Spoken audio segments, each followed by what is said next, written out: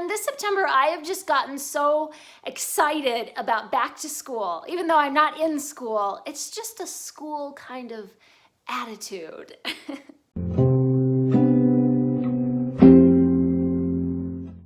In this video, I'm going to talk about some scholastic type books that would be perfect for kids now that kids are back in school. All of these are books that I received from the publishers for free in exchange for a free and honest review. Before we get into the books that I recommend for kids for back to school, I want to make sure that you know that Books for MKs is a charity that donates books to missionary kids. Today's MK shout out goes to Anna, who is 16 years old and lives with her family in Mexico. She loves to read historical fiction. If you want to donate to the kids, you can do so at gofundme.com. And don't forget to subscribe and click on that little notification bell. And let's jump right into this whole list of back to school books that I have. I'm going to start with probably the coolest book in this entire video, the 1000 Facts About Ancient Egypt. I loved stuff like this when I was a kid. I was just a very curious little kid. I wanted to know about history and other cultures, and this book has everything you could ever possibly want to know about ancient Egypt. It's probably in here. One of the best things about this book is that it is broken up into these little nuggets of information so that it doesn't overwhelm a young reader with too much information all at once, but they can just read one little box and one little bubble and then go to the next thing. It's full of really beautiful photographs and illustrations that definitely kept my attention. I think I gave this one 5 out of 5 stars because it's just that awesome. The next one is also from National Geographic. It is a pop-up book by Buzz Aldrin, To the Moon and Back. This is seriously, like, I'm an adult. I should be over pop-up books, right? But this is seriously the coolest thing. Oh my gosh, wow.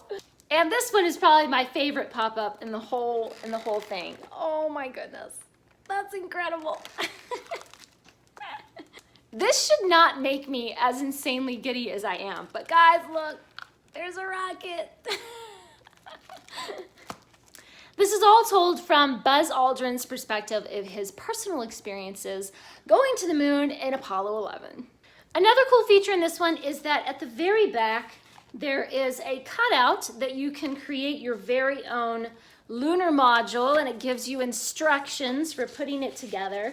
So I thought that was like, oh, that's just one of those extras that makes this so special. I definitely gave this 5 stars because it just makes me so happy inside of my weird little heart. Who says adults are too old for pop-ups? Nobody. Next, I have Solve This and Make This. These are 2 books that feature engineers and scientists and biologists and all kind of interesting, like, little hands-on experiments that you can do, and it explains how engineers do their jobs and how they build bridges and all kind of interesting stuff. Solve This has a lot of like scenarios and challenges, and they say, okay, you're in a desert and you have such and such items, and how are you going to get water? It really puts your ingenuity and your imagination to the test, and then it shows how scientists and engineers would, try to solve those problems. Make This is full of really interesting activities and games and stuff that you can try and weird little science experiments that you can do at home.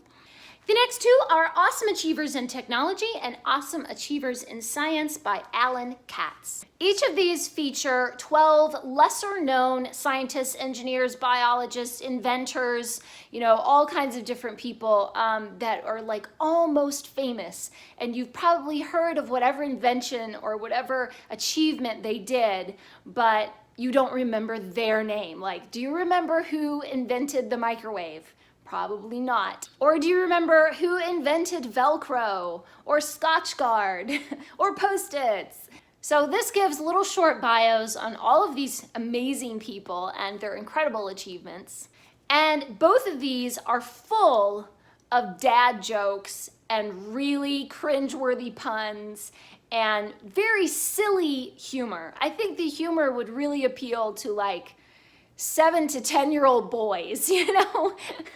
I personally did not enjoy the humor because I'm an adult, but I think that kids would really, really enjoy these. Next, I have 2 atlases, the Beginner's World Atlas and the Student World Atlas. The Beginner's Atlas is massive, as you can tell. It's kind of huge, but it's very thin. This is for ages 7 to 10, and it's a very simple and easy to understand explanation of the globe and the different countries and how to read a map. It starts out with how to read a map, and this is a compass and stuff like that. It's organized by continent, so it goes through and shows the different climates and landscapes and countries and the cultures and the languages that are spoken in each continent. It's full of beautiful pictures and really large text so that it'd be, not too overwhelming for young readers. I really love that it includes a lot about the culture of different nations. The Student World Atlas is more like for 13 to 18 years old. This one includes a lot more information. The maps are much more detailed. And it includes maps of things like export and import, global communication and refugees, economic growth, as well as the impact of natural disasters in different areas of the world. So there was just a lot of information packed in here. The maps are really colorful and beautiful. This one is also organized by continent, and there are a lot of really gorgeous pictures. I was really impressed with how much information they can pack into those maps and into the little paragraphs and photos and everything around the maps. And it's still very clear, very easy to understand, very easy to follow, what that map is showing you. I gave both of these 5 stars. I just wish I had had cool atlases like this when I was a kid. And then I have a whole bunch of Show Me History comic books. There's Martin Luther King Jr., Alexander Hamilton, Amelia Earhart, which I think is probably my favorite, and Abraham Lincoln. These comic books do a really good job of showing highlights of the famous person's life, and it's all told in comic book form. There are a lot of really colorful pages, really interesting dialogue and action. It definitely keeps the reader engaged. I think I gave all of these 4 stars because these are just so much fun, and what a great way to introduce these historical figures to children. And my last book today is Brain Games, A Mighty Book of Mind Benders. I'm gonna tell you right now, this book will melt your brain, okay? This is full of those weird optical illusion things that make your eyeballs want to pop out of your head. I mean, the end paper is a crazy, optical illusion thing. But it also features chapters just talking about how your brain works and how you process language and how you read, and then like how you process memory and what your senses are telling you and how your auditory perception will change what you're seeing visually. It talks about how your brain can really fool you, but how also your brain is kind of smarter than you think. This entire book is just puzzles and codes and like activities to do and crossword puzzles and really weird optical illusion stuff that will make you think you're losing your mind.